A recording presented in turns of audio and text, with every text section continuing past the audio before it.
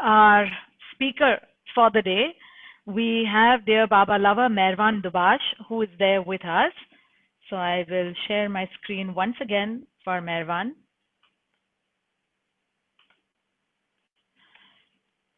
Merwan, many know at Mehrabad and across the world personally as well. He was born in Karachi in 1947 to Adi and Rhoda Dubash, who were very close Baba disciples. And Meher Baba had personally named Merwan as well. How fortunate that would be to have Baba's name for himself.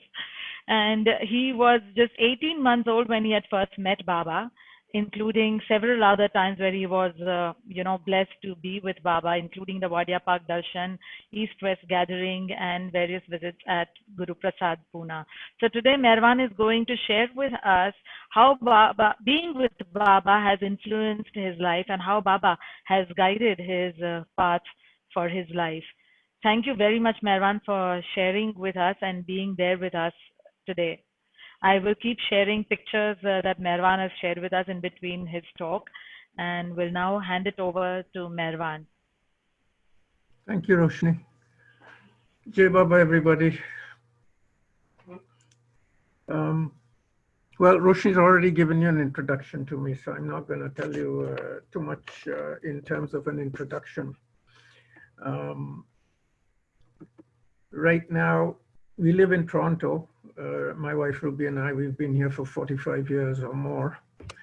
But I was born in Karachi, as you saw there, and spent the first 20 years of my life in Karachi. And it was during that period which all my contact with Baba took place, in the first 20 years. In fact, it was the first 18 years, to be precise. So what I'm going to do is I'm going to share some of the stories of being with Baba and some of the influence that Baba has had on me right through my life. These are things that happen at the moment when you're in front of Baba, but you really don't pay too much attention to it at the time it happens. It's done. You say, yes, Baba, and it's finished. It's only years later when one sits down to give a talk or something like that, that you actually think about what's happened. And it's quite amazing to realize what has happened over all the time that one was with Baba. As Roshni mentioned in the introduction, I was named by Baba. I think 3 days after I was born, we got a cable saying, Rhoda Adi boy to be named Merwan. Blessings, Baba. That was the telegram or the cable. In those days, everything was cable. Of course, my dad was ecstatic.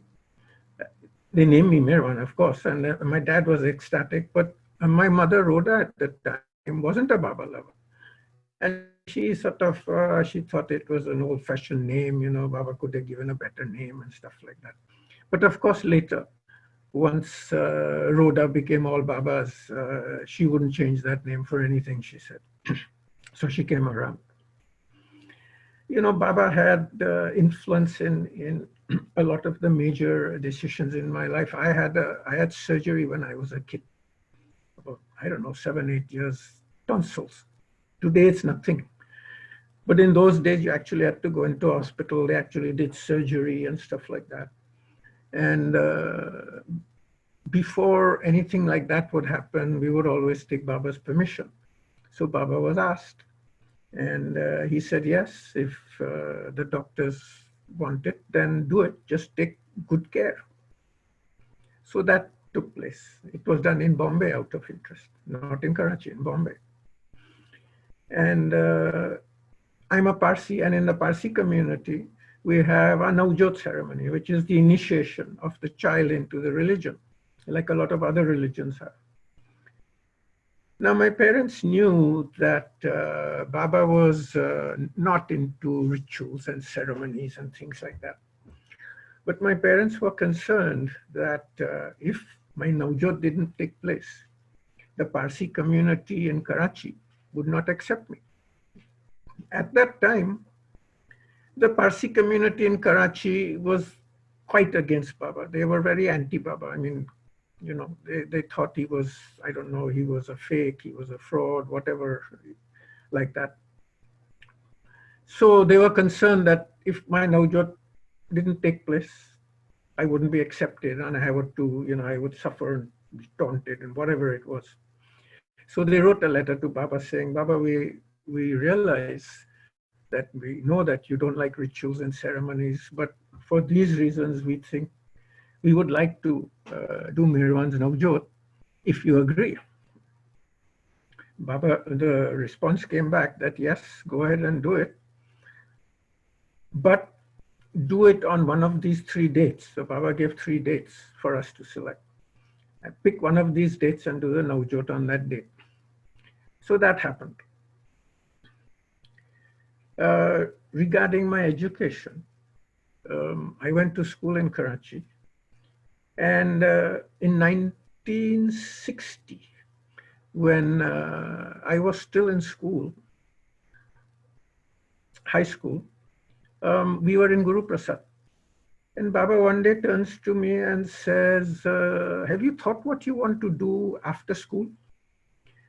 So funnily enough, at that age, I had decided what I wanted to be. So I said, yes, Baba, I want to be a chartered accountant. I guess in the US, you call them a CPA. So he said, yes, you want to do that? I said, yes, Baba. So he said, so what do you have to do it? So I said, Baba, you have to be a BCom and then you have to train to get your CA designation and things like that. So he said, where would you do it in Pakistan? They do it in Pakistan. So my dad pipes up and says, yes, they do, Baba, but the Pakistan degree is useless. It's not recognized anywhere. It's not worth much. So we were thinking of sending him to the UK. So Baba says, is there any other place other than UK? So I'd done all this research for some reason at that early age.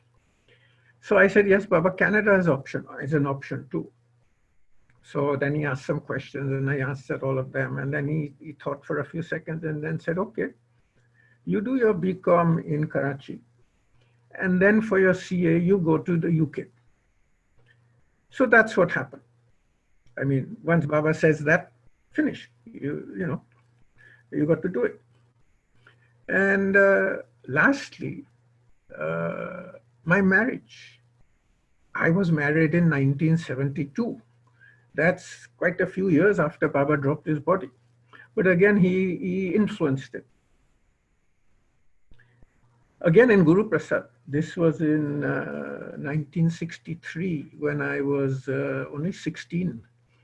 I was in university by then. I was in university at an early age, still had a couple of years to go. And all of a sudden, Baba turns to me and says, have you thought about getting married? I was taken aback. At that early age, Baba asked me that, but before I could answer anything, my mom and dad were also in the room. So dad says, no, Baba, he's already married. So Baba says, what's he saying? So I said, Baba, I want to bheju khasi gaye in Gujarati. Our conversation with Baba was always in Gujarati. So I said, Baba, I want to bheju khasi gaye. It means he's gone crazy, he's gone mad. So all of a sudden, Baba becomes very serious. And he says, is this how you talk about your father in front of all outsiders? There were other people in the hall, of course, also a few people. Is this how you talk about him? Is this how you respect him? You say he's mad behind his back, things like that. So I said, Baba, you've always said that in your darbar, in your court, in front of you, you can say whatever you like about your mother, your father, brother, sister, anybody. So that's why, Baba. So he looks at me and he says, only here? I said, yes, Baba, only here, in front of you. So he looks at my dad and says, is that right? He won't say things like that about you outside. My dad said, he dare not, Baba. Dad was quite strict. So Baba says, okay, but only here. I said, yes, Baba. Then again, his seriousness disappears and he comes back to his normal self. So he says, what's she talking about? Being married to me? I said, So my dad says, Baba, we want him to be ready to serve you. We don't want him to be attached to anybody, this and that. So, because Baba had said something about me in the early days, but so they misinterpreted it or interpreted it in their own way like that. So Baba turns to me and says, he says, don't listen to them. Don't listen to them. If you want to get married, you get married. So that was the end of that. Now, at the time, like I said, Baba says it, you nod your head, you say yes, and that's it, finished. Never thought about it. Years later, the thought comes to me. Two interesting things in there that Baba said. One, he said, don't listen to them. Don't listen to your parents, which for Baba is most unusual. Normally, it's the other way around. Normally, he says, listen to your parents, do what your mother, respect your father, do this, don't go against them. And here he was saying the complete opposite. And the second thing that jumped out at me was that if Baba hadn't said that, at the time when I wanted to get married, and I would approach my parents, I'm sure there would have been big argument because they didn't want me to get married. So there would have been a huge fight in the family. And with one fell swoop, just with that little discussion, Baba finished all that off. So when the time came to get married, there was no opposition whatsoever because Baba had said, you can do it. And they accepted it fully. Now, as Roshni said in the introduction, I met Baba when I was 18 months old. The exact date is 31st December 1948. Very easy date to remember. And I only know the date because it's in Lord Mayor. I didn't remember the date or anything like that. No one remembered the date. And that was a very short meeting. Baba took me in his lap, played with me. There were other people from Karachi, my parents and other people from the Karachi group. And after that, I met Baba many times and some, meetings of various lengths, some as short as 15 minutes. And then we had 3 long stays of him of 6 to 7 weeks in the 60s in Guru Prasad. So now I'm going to tell you some of the incidents that took place during these meetings, stories relating to these meetings with Baba. I'll start with 1960 at Guru Prasad. In 1960, Baba had, excuse me, I got to take a pastille too.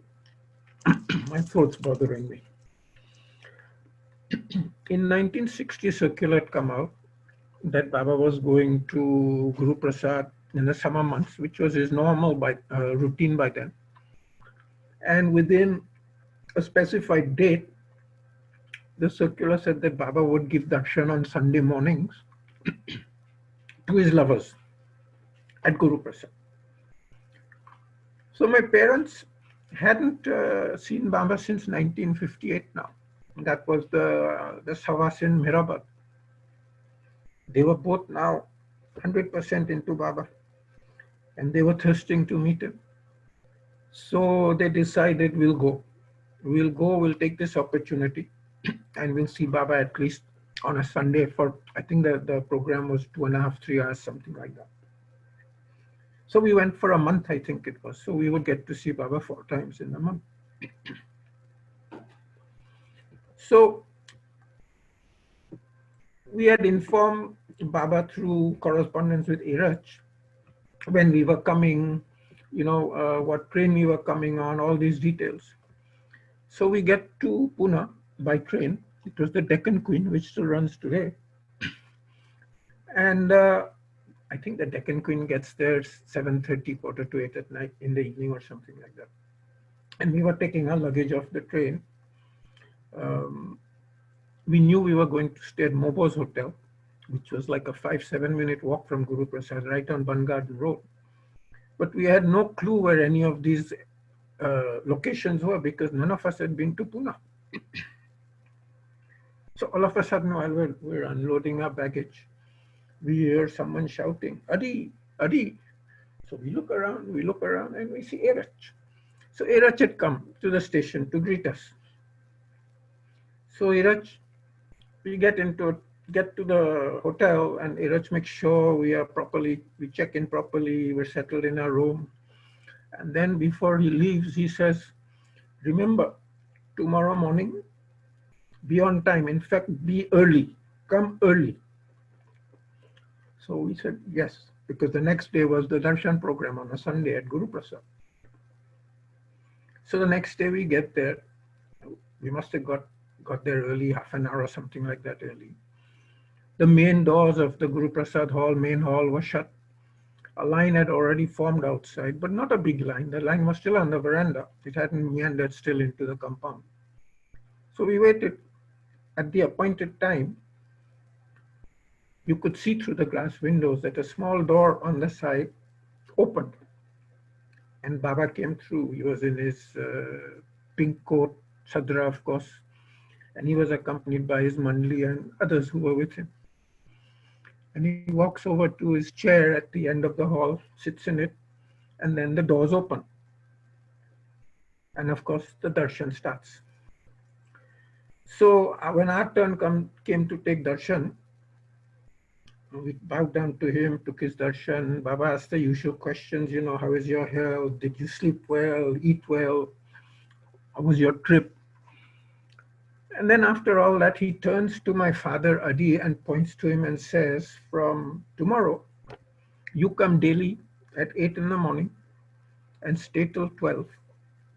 And then 12, when I go to the ladies' side for my lunch, you go have your lunch and be back by 2 o'clock. Because at 2 o'clock, I'll come back to the men's side. And then you stay with me till I retire back in the evening, which would be normally around 4:30-ish. And then he points to Rhoda and me, and he says, Rhoda and Merwan should come with you at 8 in the morning and leave at 12. So all of a sudden, what we thought was going to be a visit to see Baba only for 4 days in a month, Baba said, come daily. So this was just amazing. We were just totally overcome by this. What an opportunity he gave us. So we started doing that. Now, after about a week of going to Guru Prasad in the mornings, believe it or not, I started to get bored. I was a 13-year-old kid then, right? And I was very active. I mean, I'm not used to sitting in rooms for 2 and 3 hours listening to people talk. And that's what was happening in Mandli Hall with Baba. So I pestered my mom and dad to send me to Panchgani, which were some relatives there. And I had a great time in Panchgani. I've been with them before, so I wanted to go there. So I must have pestered them a lot because they eventually wrote off a letter. But now that they'd written a letter to the relatives, they had to tell Baba. So the next day, they tell Baba. They say, Baba, Merwan says he wants to go to Panchgani. So Baba makes a sort of a pained face like this and says, he wants to go to Panchgani? Why? So we say, Baba, he says he's getting bored here. So Baba says he's getting bored? Yes, Baba. So Baba thinks for a few seconds and says, okay, in that case, he says, from tomorrow, let him come in the afternoons with Adi also. So I thought, now, boy, I'm going to get bored all day instead of only half day. But I was absolutely wrong. In the afternoons, the sessions were completely different. In the morning, as I said, people came, there could be 20, 30, sometimes even 40 people. We would be really cramped up in that small Mandli hall. And, they had questions for Baba. There would be some chit chat. Baba might give a discourse, something like that. So the whole morning would pass like that. The afternoons, completely different. In the afternoons, when Baba came back at 2 o'clock, there would only be a handful of people. There would be about maybe 10 people. sometimes more, sometimes even less. And Iraj, first thing, Iraj would bring the day's correspondence. He would read it in front of Baba, and Baba would give the reply, or Iraj would say, I'll say this, and Baba would say yes. And then Iraj would go away to deal with the correspondence. And then Baba would look around the room and say, anything else? So if there was, he would deal with it. Otherwise, he would say, nothing else? Okay, this. That was Baba's sign for cards. So let's play cards. So the cards would come out. And Baba would play his game of Laris. I used to love playing cards as a kid, so I really enjoyed that. Then the other thing that in the afternoon, Baba used to do was, in those days, he would go for house visits to his close Pune lovers. He had told his Pune lovers that if you want, I will come and visit your house for tea. So of course, lots of them call them, and there would be at least one, if not two a week. And to the house visits, Baba would take an whole entourage with him. Normally, there would be 2 cars full of people that would go with Baba to the house visit. And sometimes if there was a 3rd car, 3 cars full would go to the house visit with Baba. And of course, we enjoyed that as well. So the afternoons, and also there are less people, so you can do more things. You know, there were the twins there. I was there, so the 3 of us would get together and we could do all sorts of stuff, whereas in the morning, you couldn't do that with that many people. So I forgot all about going to Panchgani. And as my mom and dad said, you know, in 1960, Baba got me. That was it. After that, you couldn't take me away from him for anything. So I'll tell you an incident, funny one that happened in 1960. One day Baba comes in the afternoon and he turns to us youngsters and he said, you youngsters are making too much noise in the afternoon. Pendu can't get his nap. Pendu used to sleep in the room next to Mandli Hall. And he needs to sleep in the afternoon because Pendu had never kept good health after the accident. So you have to be more quiet. So we said, yes, Baba. So we thought we had toned it down and everything. But a few days later, Baba comes and says, I thought I told you to be quiet. Pendu still says you're disturbing him. And he can't sleep. So we said, sorry, Baba, we thought we had making less noise now. But he said, no, it's not enough. So he says, from tomorrow, if you are in Guru Prasad, the 3 of you are in Guru Prasad, between 12 noon and 2 p.m., you have to keep silent. So from the next day, between 12 and 2, we were silent. Then Baba says that I also hear that somebody is playing the harmonium. So do you know what that is? So I said, yes, Baba, I'm the one playing the harmonium. So he says, what are you doing? So I said, Baba, I was trying to learn to play the Gujarati Arti, your old Gujarati Arti, which is the one that Mehraj, the one that Rustam Irani, Adi Senior, Adi K. Irani's brother, had written for Baba. So he says, you can play the harmonium? I said, yes, Baba, I'm learning to play the piano. So the keyboard is the same. So he says, can you play it? I said, yes, Baba, with 2 fingers. I'm able to play it. So he did this, which means, let me hear it. So I pull out the harmonium. I play it. And then Baba says, yeah, like, the expression was, it's passable. It wasn't great or anything like that. It was passable. But then he says, you know, this gives me a good idea. We'll play a joke on the women, on the ladies, which is the women mandali. He says, we'll tell them that 3 famous kawals are the ones who sing kawalis, want to perform in front of Baba, and Baba has agreed. So they're coming to perform in front of Baba, and they should come and listen. So immediately he says, call Dr. Gavir. There was a bell inside Mandli Hall. You ring the bell. Normally Dr. Gavir would respond, if not Rano. So Dr. Gavir comes. So he says, tell Mera that on such and such a day at 3 o'clock, 3 famous kawals are going to come and they want to perform in front of me.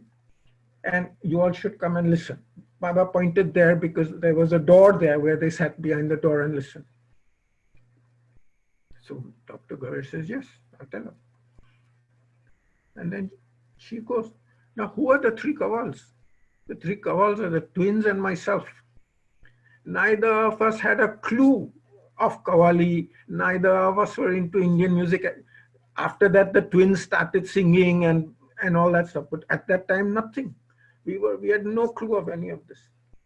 So now we're wondering what to do. Now see how Baba manages it for us. The next day, Adi Senior, Adi K. Irani, turns up at Guru Prasad. He was going to stay there for a few days because he had some work that he had to deal with Baba. So he was coming. So soon as he came, we nabbed him because Adi was a pretty accomplished singer in his time. He would sing ghazals, qawwalis, everything. So we said, Adi Kaka, you have to help us. This is the thing. We're supposed to sing this qawwali. So he said, you guys are going to sing qawwalis? So he said, oh, yes, we got to do it. So that's why we need your help. At least give us, we didn't even know a qawwali. Give us some lines, some verses, something. So he said, okay, I'll help you. So he gave us 2 verses of a qawwali and he gave us the melody and everything else. And then he said, but that's enough now. I'm too busy. I can't give you any more. And he took off. So now every day after this, Baba would call Dr. Gavir at least once in a day and say, remind Mera that on such and such a date, these kawals are coming, they should be there. And Dr. Gavir would say, yes. 2 or 3 days afterwards, Dr. Gavir said, but Baba, how many times are you going to do? You tell me every day. I keep telling the women, they're coming. She was getting a little frustrated too. So the day comes, the appointed day comes. And Baba's organized this all pretty much in some detail. So he says, you 3 guys, you should wear some cloth around your head like a sort of a far turban or something so that you look a little bit like a qawwali singer or something. So the Mandli found some cloth and wrapped it around her head. And he told Aloba that at 3 o'clock sharp, he says, you come to my door, because Aloba used to do outside duty. He would do gate duty. So Aloba was the right person to do it. So you come to the door of Mandli Hall and say, Baba, the kawals have come. And then he said one more thing. Now the way the setup was, Baba was sitting, let's say where I'm sitting, and on my right, a little in front of me, was the door to the veranda where the kawals would come in from. And on the left side, directly in line with Baba like this, would be the door going to the women's side. And behind that door was where the women Mandli would sit, with Mera. So, and the doors had slats, wooden slats. So if you turn the slat down like this, the women Mandli could see in, but nobody could see Mera. So they would sit over there. So Baba said, you do one thing. When you come in, don't look at me. Because if you look at me, the women Mandli are directly opposite and they'll recognize you immediately. So he said, turn your face away like this when you come in. So he said, yes, Baba. So the appointed day comes. 3 o'clock, Aloba comes rushing to the door in a typical Aloba fashion. He says, Baba, those kawals have come. So Baba says, okay, come on, bring them in. I've been waiting for them, bring them in. So Aloba comes to us. We're sitting out in the veranda over there, all with the so-called turban and everything on our head. So Aloba says, come on. So we go in. Now when we go in the hall, you have to, acknowledge Baba in Naman to him. So we did our Naman this way because we had to turn our face away. So we couldn't look at Baba and do that. We turned our face away like that. And the harmonium was put in such a way that it was on the opposite side of Baba to where the ladies sat. So they didn't get a clear view of us. So we sat down at the harmonium, we warmed up. You know, you have to warm up the harmonium, you have to warm up the voice with the oohs and ahs and all that sort of stuff. And then we sang. We sang the two verses and finished. So Baba said, finished already? We said, Baba, we only know two verses, that's it, finished, we don't know anything more. So Baba smiled and said, okay. So then he turns to the women and does the sign like this, meaning, did you like it or what did you think? So that was that incident. The next day, Mani comes over to the men's side and she says, you know, Baba really had us on that joke because we were really anticipating to hear some good kawals, good kawali music. But you know, there was one thing that kept niggling in the back of some of our minds, that Baba just told us three kawals are coming. He didn't give the names. Normally he would give the name of the kawali party and all that so that they know. But we thought, never mind. But she said, as soon as you opened your mouths, the game was up. We knew that Baba had had us for a joke. And then she says, you know, she says, Mira was so upset when you came in the room and you did your naman to Baba, but you turned your face away. She said, look at those people, look at them. They're not even looking directly at Baba. What's the matter with them? She said, Mira was most upset. So we said, yes. So he said, Baba told us to do that, otherwise you would have recognized us because you were right in front of us. So she laughed. I guess she must have gone and told Mira eventually. I don't know, but I'm sure she did. So that was that incident. Now we spent 6 to 7 weeks with Baba in 1960. And we were there till he went back to Mirazat. And Baba's normal practice in those days was on the last day. The day he was leaving, he would leave early in the morning, but he would make a stop under Babajan's tree at Ban Garden.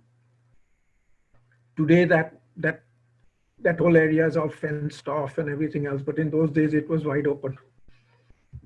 So Baba made a stop there. Of course, hundreds of people would come to take his last darshan before he went off to Merasar.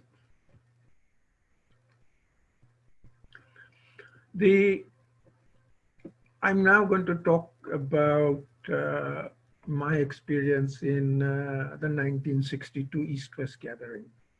Don't forget, these are the experiences of a young kid, teenager. In 62, I was 15 years old, right? When we got the circular for the program, we also got an invitation from Baba that we should come, and my parents should come as volunteers. And my parents responded back saying, Baba, we'll definitely come, but Merwan's final year school leaving exam, which was the senior Cambridge O-level exams, are about a week or 10 days after the darshan program, so he might not be able to make it.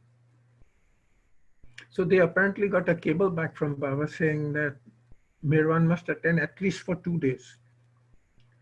Now they played it really smart. They never told me that. What they told me instead was that we'll only take you for the darshan program if you study hard. I never used to study hard. I would come home from school, do my homework and run off and play with my friends. Just bare minimum homework, never studied hard. But that year I did. So when the time came to go to the program, my parents left and they left me with my aunt, mom's elder sister, a very nice lady, not a Baba lover. So she tried to coax me into staying and not going because she said, you know, your exams, if you don't want to go, she thought maybe I was being coerced into going. So she said, if you don't want to go, you'll make an excuse and say you're not well and we'll send a telegram. Then you don't have to go. You can stay and study. I said, no, don't do that. I want to go. Then she realized that I really wanted to go. I wasn't being forced to go. Now, at that time, as I mentioned, the Parsi community was very anti-Baba. And of course, when the news got to them that my parents were going to take me for Mir Baba's darshan like a week or so before my final exams, there was a huge hue and cry. Look at those foolish parents. How silly can you be? The child will suffer. He won't be able to study properly. He may not pass his exams. What's so special about Mir Baba? All this sort of stuff like that. Anyway, I get to Pune on the 31st. The darshan is on 1st November, 1st to 4th. So I get there. I'm only going for the 4 days, and I'm going last minute and coming back immediately because of my exams. And the next morning is the darshan. Sorry, the next afternoon, first afternoon. The morning was only for Westerners. So my parents went in the morning because they were doing volunteer duties with the Westerners, taking them to the hostels, transporting them, bringing them back, and like that. So when they came back for lunch, they tell me, Baba said that, why didn't you bring Merwan? I said, what? I was supposed to come and you didn't take me? They said, no. We told Baba also that nobody told us that we had to bring Merwan, so we didn't bring him. So Baba said, no, you bring him in the mornings also now. So my dad said, Baba, I'll go and get him now. So Baba said, no, not now. Now let it be from tomorrow, bring him in the morning. So I missed that morning. Of course, what was I doing in the morning? I'd taken some books of mine to study. But who can study? I'd open the books. I sat in front of them for about 3 hours, but I didn't take in anything. My mind was with Baba at Guru Prasad. They also gave me a little badge, a big badge actually. It was a volunteer badge. Apparently, Baba had put my name on the volunteer list. The Pune Center was organizing this. Baba had given my name to the Pune Center to put on the volunteer list. So now I had this big badge and I was a volunteer. Now, who would take a 15-year-old kid as a volunteer in their group? Nobody. So I was really a volunteer at large. I would, in the mornings, I would assist my parents with, taking the Westerners back and forth to Guru Prasad. And while at Guru Prasad, I would run errands for the Mandli. If Baba wanted something, Baba wanted someone call, someone found, do that. Mandli wanted something, go send a cable, telegram, something like that. I would do things like that. And in the afternoon, my duties were mainly to do with controlling the queue. Men's side, of course. Now, on the first day of the program, and most of you probably have seen the 1962 EastWest Gathering movie, Baba was up on the stage. On the first day, they had his chair in the middle of the stage. So to get to Baba to take his darshan, the crowd had to go up the stairs on the side. Now, the line up to the stairs was fine, but then getting up the stairs to Baba was a massive rush, pushing, shoving, everybody wanting to go. So the volunteers had a huge, difficulty controlling that, holding hands, not letting people go through, only one at a time. And that was the big problem. From the next day, somebody was smart and moved Baba's chair right up to the edge of the stage so that nobody had to go on the stage. Now you just move on the floor, on the ground only in front of Baba and bow down to him and move on. So that became much easier from the second day on. Now, what I remember is that on the first day, Iraj made an announcement that Baba says that there were 5,000 people seated in front of Baba. And there were thousands of others coming to just take darshan and go. So Baba said there's going to be big crowd. So nobody should take darshan more than once. So I heard that. And the first day after the darshan ended, Iraj also made another announcement. Baba says that please everybody should leave now And until everybody leaves, I will sit in my chair, I will not leave. So Iraj then says, please, I'm asking everybody to leave as quickly as possible because Baba is extremely tired. He's been doing this from early morning all day, had little rest. And of course, Baba's health wasn't good. So that announcement was made. At the end of the day, after the darshan ended the first day, the vast majority of the crowd left as soon as they could. But that hardcore of about 50 or 100 pilgrims all rushed towards the stage where Baba was sitting. And the volunteers had anticipated this. So they'd form a human chain in front of the stage about maybe, 20, 25 feet in front of the stage so that they couldn't get too close to Baba. And then we had to coax these people, beg them, hands joined, please leave, because Baba's sitting there, he's so tired, please go, so that he can go inside. And this must have taken 20 minutes to half an hour before most of these people left. And then only when maybe a handful were there, Baba would get up and go inside. And this same scenario repeated itself all 4 days.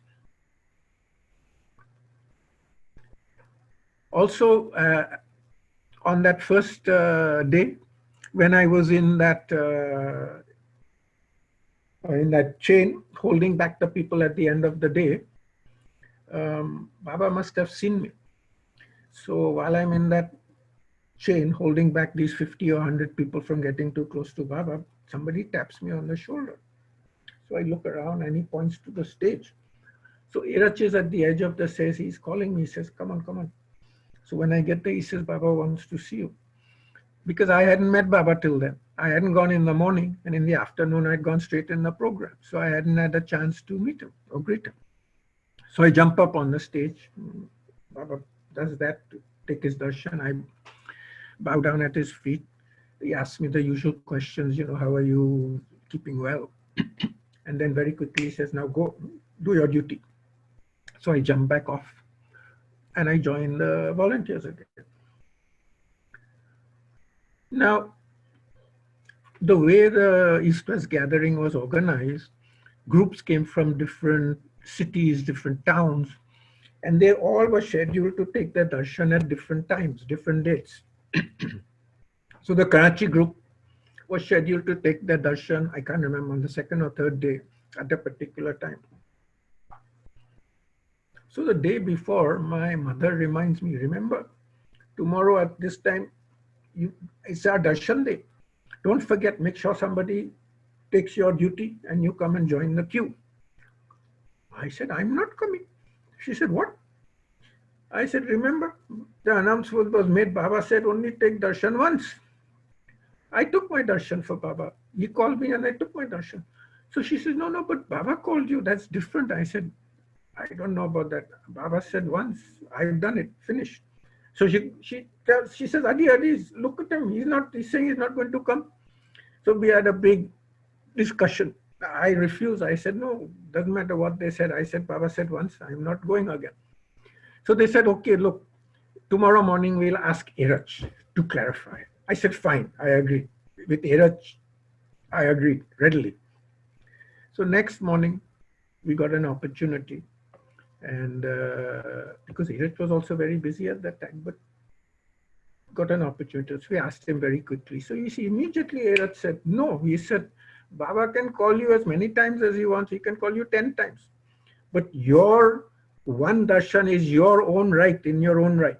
So you can go and take that. So I said, okay, that's fine then. So I went and took that darshan. Otherwise, I wasn't going.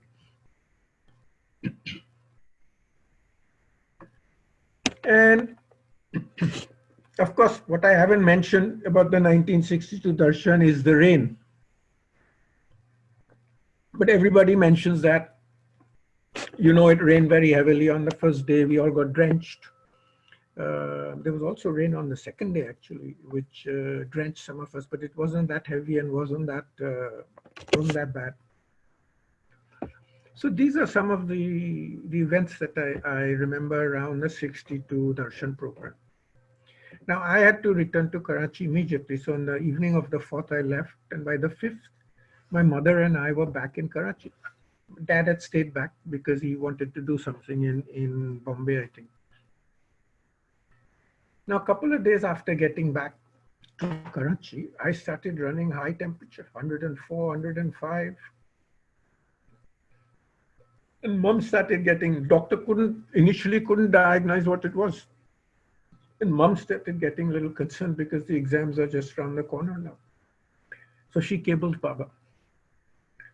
And we get a cable back from Baba.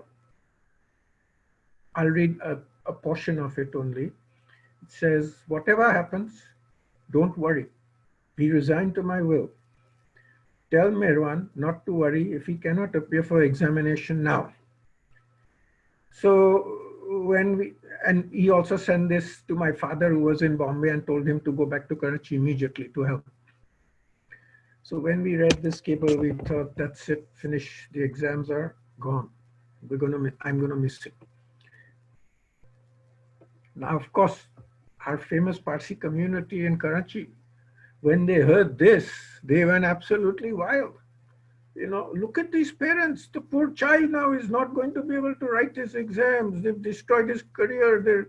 You know, his whole school year has been wasted. This, that Mer Baba, what was so special? All this, you know, just huge hue and cry in the community. We were the villain. My parents, more than me, were the villain of the piece in Karachi, in the Parsi community. Now, eventually, the doctor diagnosed that I had a very severe case of measles, which is what it was. And now the examination started. It was going over a 3-week period. So I miss a couple of practicals, like a language practical where I had to talk to an examiner, a laboratory practical in chemistry. I miss a whole paper in English literature. But the way the exam is structured is you had to pass 6 out of the 8 subjects that I was taking. So I still had a chance. So my mom would give a daily report to the doctor. And one day the doctor says, you know, Mrs. Dubash, Merwan's infectious period is over. He can sit for his exams now if he wants to. So mom said, what? She was taken aback because she didn't know about this. So quickly, she and my dad talk, and then they come to me and say, now sit down, listen to this carefully. But before you make a decision, think hard. Don't make a rash decision. I said, okay, but tell me what it is. So they said, doctor says, you can take the examination. You're no longer infectious. And I was improving also. I wasn't normal or anything like that, but I was improving.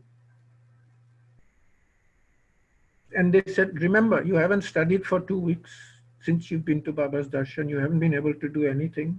So think about it. You don't have to make a decision quickly. You can take your time. I said, yes, I'll think hard. I did. 2 seconds I thought, and I said, I'll take my exams. So I did. To cut a long story short, they made all the arrangements with the principal and this and that. There were some interesting things that happened, but we don't have the time to go into that. And while all this was going on, we get a cable from Baba saying, how is dear Merwan? Did he sit for the examination? Like he didn't know. And when the results came, it surprised everybody, including myself. Not only had I passed, but I passed first class. First class, I guess in North America is equivalent to honors, distinction, whatever it is, I'm not sure. I was never a first class student in my whole school career, or even afterwards in university, never a first class student. That was the only time I passed first class. So in 1963, which is the next year, we go to Guru Prasad. And after meeting Baba, first day we get there, we greet Baba and sit in the hall. Baba turns to my mother, Rhoda, points to her and says, tell everyone about the incident and what the incident about Merwan's Cambridge exams and what the Parsi community had to say. So Mom narrated the whole story. And then when Mom had finished telling the whole story, Baba says that Merwan did my work among the Parsis very well. So that was that incident. Um, do I have time for another 5-10 minutes, or do you want me to stop for questions? You have no, you have quite a few minutes, so you can do that. Okay. After about 9 minutes, we will do the Dhun, and then we will continue with the Q&A. Okay. So the next story I'm going to tell about is about our 1965 visit at Guru Prasad. We'd also gone in 63, but 1960 and 1963 were very much the same, although there were many incidents that happened at the time, which are, stories in themselves. But 65 was very unusual, so that's why I'm going to narrate that. We knew we were going all day. From now, we would go every day to Baba. And in 1965, on May 1st, Baba did the official opening ceremony of the Pune Center. And then another 5 days, I think, there was a darshan program in Guru Prasad, same location where the EastWest gathering was. I couldn't make it for that because I had my university exams going on in that period. And when Baba had asked us to come and asked my parents to come as volunteers, they said, Baba will come, but Merwan has his exams. So the response was, okay, then let him come after the exams are finished. And the three of you can then stay till I go back to Mehraza. So we did that. Now, by then we would also be having lunch in Guru Prasad. So we never left Guru Prasad. We were from 8 to 4:30 or so, we were in Guru Prasad only all the time. My dad and I would have lunch with the men Mandli, and Mom would have lunch with Baba and the ladies inside. 1965, Baba's health was not good at all. Although if you see the film of the Pune Center and the darshan program, he looks radiant and great. But after that, like the Mandli used to say, after the programs are finished, Baba would go back to normal. And his normal then was not good at all. He was very frail. His hip joint was really bothering him a lot, so much that he didn't want to get out of his bedroom and his bed many days. So he would not come into the side Mandli hall too often. So we would go and sit in his bedroom with him. And not only that, but the main difference in 1965 also was that there was hardly anybody there. And at the time, I never thought anything of it, never thought to ask anybody why or anything. It's only after Lord Mayor was written and I read it, did I realize that after the darshan program, that 65 darshan program, Baba went back into seclusion. So that's why he was in seclusion. So there would be literally a handful, 5 people in the morning maybe, Irach, my dad, myself, Pendu and Aloba, that too when they had time, because they had their chores and their duties to do. So if they had time, they would come, and maybe an occasional 1 or 2 people from outside would come for work or this or that. Nobody else. Everybody from Baba's family, from Bindra House, Irach's family, all his close Pune lovers, the close Bombay lovers, nobody was there. And that was for the whole period of 6 to 7 weeks. Now people ask, how did you pass your time? Of course, with Baba, there was always something or the other going on. Despite the fact that he was in seclusion, he was actually, one of the things he was doing was making arrangements for a tour of India. And those details were being discussed, where to go, what to do, who to take with him, the people to take with him, like that. So there was always activity around him. And in the afternoons, there would only be Irach, my dad, myself, and Mirji would join us. Mirji was also one of his Mandli, as most of you know. Now, Mirji had a business in Pune. So in the morning, he would look after his business, whatever had to be done. And then after lunch, he would come to Baba for the rest of the day. And that's all in the mornings. Rarely would anybody else. Bhau was also with him in Guru Prasad, but Bhau was doing his writing then. And he would rarely leave his room. He would be up in his room writing all the time. So my dad would read the newspaper to him.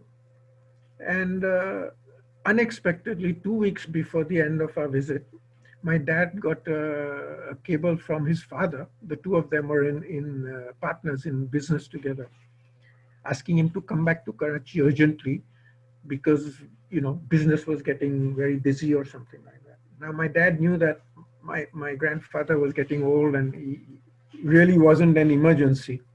And he told Baba that. But Baba said, no, your father's called you, you go. So he had to go.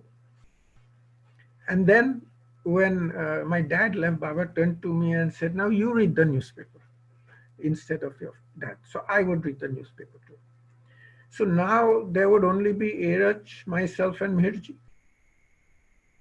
Erach would sometimes leave because even in seclusion, there would be the odd correspondence coming and he would have to attend to that. So he would read it to Baba and go to do it. And if sometimes Mirji was late coming, there would be only me and Baba in the room. And then Baba would turn to me and say, now come on, there's only two of us, read the paper. So I would read the paper to him. So this was a most unusual, but very, very intimate visit with Baba in 1965. Very different from the other two.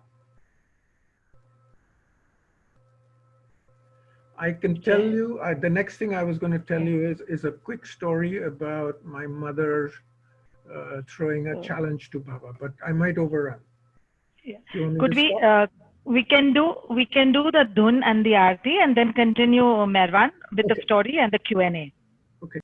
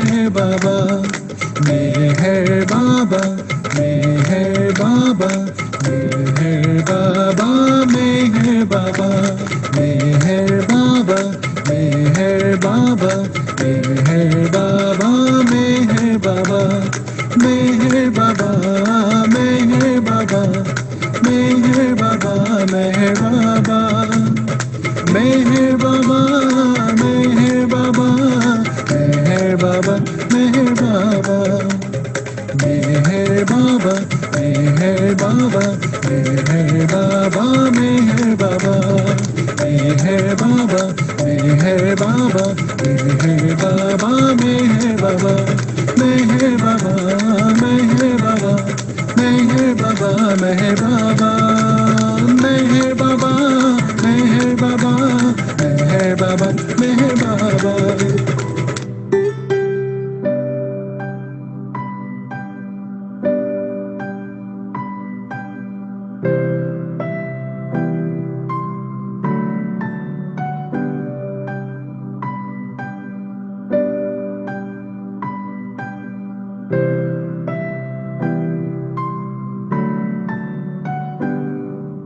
अवतार मेहर बाबा की जय। O glorious, eternal, ancient one, your face is a bright, transcendental sun. Lighten this dark world and the tears I weep. My heart, Meher, I give to you to keep. Creator, yet creationless you are. Truth and truth's body, divine avatar. Through compassion, the three worlds maintain. Destroy this ignorance that life sustains. These five lights are the whirling strokes of breath of the world's wheel that bears me unto death. Unless you are infinitely kind, break the wheel of which is conditioned mind. This incense is my love, these fruits my art, which to please you I have shaped from my heart. Accept them as you would a simple flower that has no use beyond its shining hour. You are myself, I sing to you in praise, and beg your love to bear me through the day. Till you, the ever-living perfect one, illume my darkness with your shining sun. अवतार मेहर बाबा की जय। We'll have 1 minute of silence.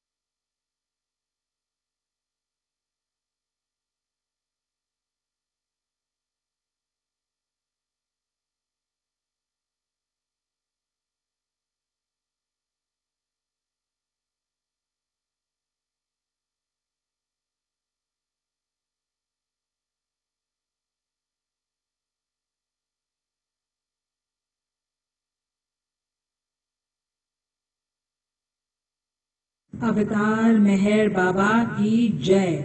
अवतार मेहर बाबा की जय। अवतार मेहर बाबा की जय।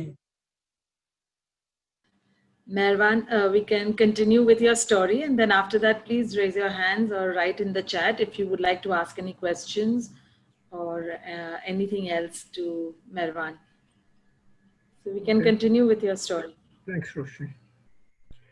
So I'm going to tell you a story about a silent challenge that my mother made to Baba. This is a challenge about her wedding day. When my mother Rhoda married, she was not a Baba lover. And she, in fact, after going with my dad for many years, only found out much later that he followed Meher Baba. So she was taken quite aback. But she decided she would continue. She loved him too much, so she would continue and take him away from Meher Baba. Of course, it worked out the other way. Now, some days though before, so Meher Baba was on her mind. And remember, this is in the situation where the Parsi community was against him, all saying all sorts of bad things about Baba. So a few days before a wedding, my mother throws a silent challenge to Baba. And she says that if you really are who you say they are, then you will send me your blessings on my wedding day. And then she says she threw the challenge and then she completely forgot all about it. Now the wedding day dawned, it was the 1st of July. July is a hot month in Karachi. Karachi is a drought area, even worse than Nagar. 10 inches of rain was about all we would get in those days, a year. And July dawn, 1st July, blue sky, sun beating down, hot as that can be, just like a normal typical July day. But my father says suddenly in the afternoon, black clouds started forming over. It was like somebody was literally pushing them over. And by about 4:30, it started to rain, pouring heavily, cats and dogs. And Karachi is never prepared for heavy rain, even today. So within an hour, hour and a half of such rain, the streets were flooded. Some streets were like waist-high water and things like that. So the wedding, which was supposed to be held in outside gardens, were completely washed out. They had to be moved indoors quickly. Mom says that I think 800 or 1,000 guests were invited or something like that, of which only about 150 turned up, only close family and friends. And everything was washed out. Now, while on the way to the wedding in a car, my mother was with her mother and a very close family friend. The three of them were driving to the wedding. And all of a sudden, with all this stuff going around, my grandmother, Mom's mother, started crying. She burst out crying. And the family friend sitting next to her said, "Why are you crying? Why are you crying? God has come to your daughter's wedding." And my mother says that when she heard that, she remembered her challenge.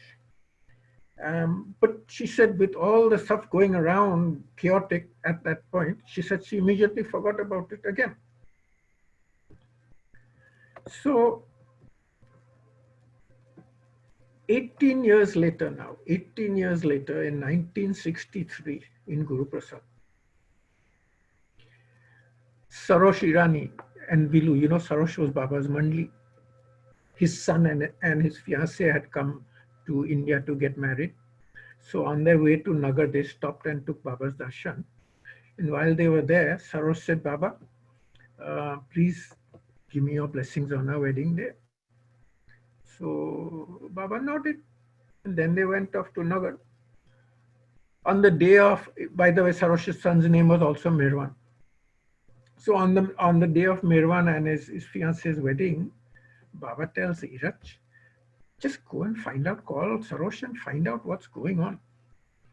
So Iraj goes, calls, he comes back, and Baba says, "What happened?" So he says, "Baba, Sarosh is shouting on the phone. Tell Baba it's raining cats and dogs in Nagar." He said, our wedding that we had arranged outdoors is all been washed out. We now have to move to a hall. Everything is been washed out. So Baba sort of acknowledges it, didn't say much. The next day, the couple come to take Baba's darshan with Sarosh and Bilu, of course. And after they take Baba's darshan, Baba says, ask, "How did it all go?" So Vilu bursts out saying, "Baba, what did you do? Everything was washed out. It rained like crazy. Never rains like this in Nagar." So Baba said, "What can I do? Your son asked for my blessings and I gave it." Then the three of us were also in the room at the time. He turns and he points to my mother, Rhoda. And he says, ask Rhoda what happened on her wedding day. And my mom says that she just was taken so aback. She was just gaping like this.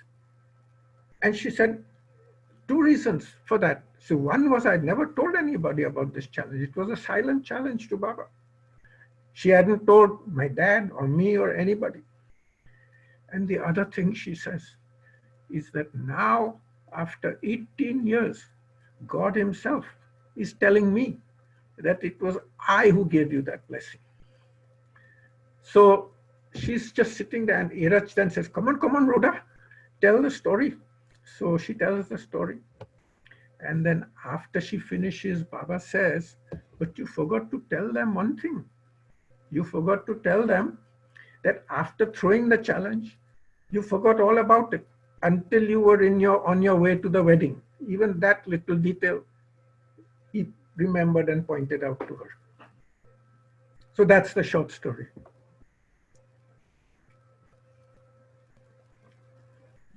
Thank you so much, Merwan. That's really wonderful. So, Merwan, were there any, staying with Baba with the Mandali, there have always been challenges on obedience. Was there anything like that that Baba had asked you to do, which was a challenge for you as a young boy, or anything later on? He gave me lots of orders as a young boy, but it was never a challenge. It was always a pleasure to do it. Like I have about 7 or 8 orders from him. And, in 1960, he told me that I couldn't ride a bicycle any longer in India. There's a story behind that. Then in 63, there was a whole bunch of orders that came. I couldn't, he stopped chicken for all 3 of us. Again, there's a story behind it. I was doing something weird with my face. He asked me to stop making faces. Again, there's a story behind that. And then one day, just sitting in front of him, all of a sudden he turns to me and points to me and he says, this, which is alcohol, cigarette, gambling, and this is women. And that was Baba's sign for stop. So Era translates and says, Baba says no alcohol, no cigarettes, no gambling, and no womanizing. So he stopped all of that in one fell swoop, just like that. And then he gave me one more when I was in England, which came by a letter from Iraj, which is quite a personal one about sex. So he's given me all these orders, but it's never been a challenge. It's always been, by his grace, it's always been easy to keep. Of course, once in a while you slip up without realizing it, not knowingly, without realizing it. But yes. Thank you so much. Nakal, you want to please ask? I want to just comment. You are such a good storyteller, and it was wonderful to hear all these stories. And about your mother's challenge, that was story she told me on the first visit that I had in 1988 in Merwan, and it was so moving. So it's very beautiful that you told this story again. Thank you. Thank you, I remember your mother and your father. Yeah. And I remember how he didn't go into the samadhi at the end of his stay there. He just used to stand at the door and look, and he was so shiny. He was something, and your mother was also very, very special. So thank you for the stories. Thank you. Merwan, we have one last question maybe, which Zubin is asking in the chat, that has Baba asked you to do anything which is yet to be accomplished in your lifetime? And No. if it is so, what is it that you need to do? No. Short answer is no. No. I guess the one that, I mean, some of these are continuing, right? These orders stand forever. So you're always keeping them. The orders that he gives you don't go away. They're there for life. So but there's nothing he asked me to do that I haven't done like that. Nothing like that.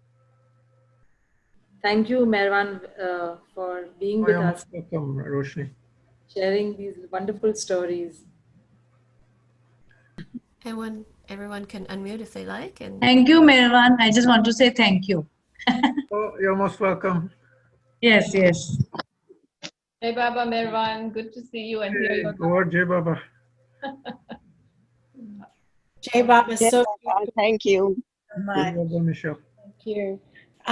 Yeah, we were in Mehrabad with you and Ruby in 2011, long time ago. But Yeah. hopefully you'll come down to Chicago once all this lifts. Maybe come and visit. Well, we've been going 6 months for the last 15 years now, but whether we make it or not this year, thanks to COVID, I don't know. It's suspect. Yeah, Baba. Right. Hey, Jai Mer Baba, Merwan. Merchan, Jai Baba. It's Merchan Nori. Jai Mer Baba, how are you? Jai Baba. I'm fine. See you soon in India. I don't know this time. I don't know because. Just pray to Baba.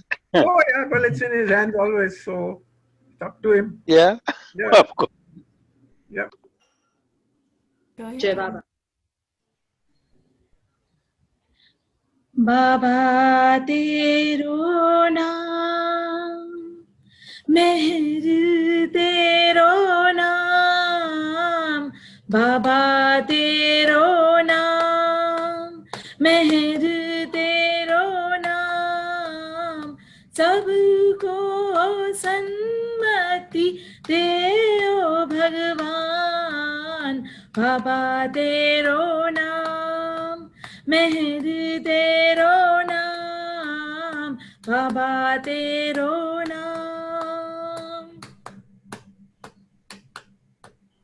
तू ही राम है तू ही है अल्लाह तू ही राम है तू ही है अल्लाह तू ही बुद्ध है तू ही कन्हैया तेरे नाम की पूजा करके